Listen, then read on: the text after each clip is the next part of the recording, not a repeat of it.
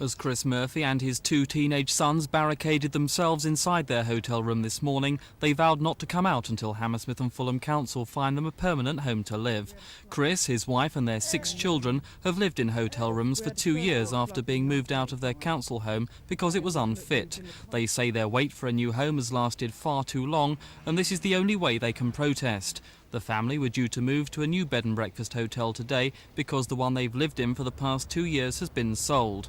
Now the only communication between Chris and the rest of his family is by walkie-talkie. I did, however, manage to get inside the hotel to talk to Chris through his barricaded door. So how long are you going to stay there, Mr. Murphy? As long as it takes to get myself a house and my family. I don't care what I have to go through. I'm staying here until I get a house. And what have you actually done? You've barricaded yourself in. What sort of things have you got inside? Well, I've got my son's pool table, which is a slate bed, and it's very, very heavy. I've got wardrobes, doors up against the door itself.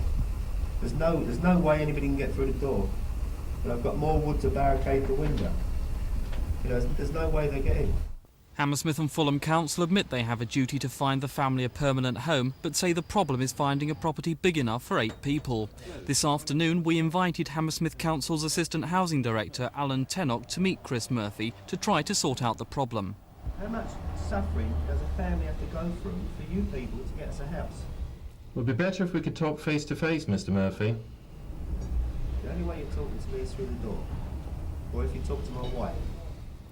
Okay, well, we'll see what we can do about a permanent offer for you as quickly as possible.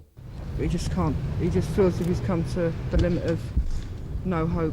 We've been in it for 2 years nearly.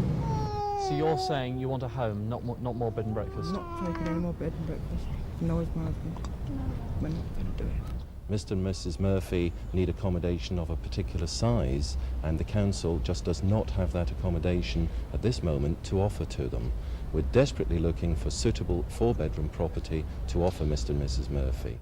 A spokesman for the hotel said tonight that unless Mr. Murphy moved out by Wednesday, the bailiffs would be called in.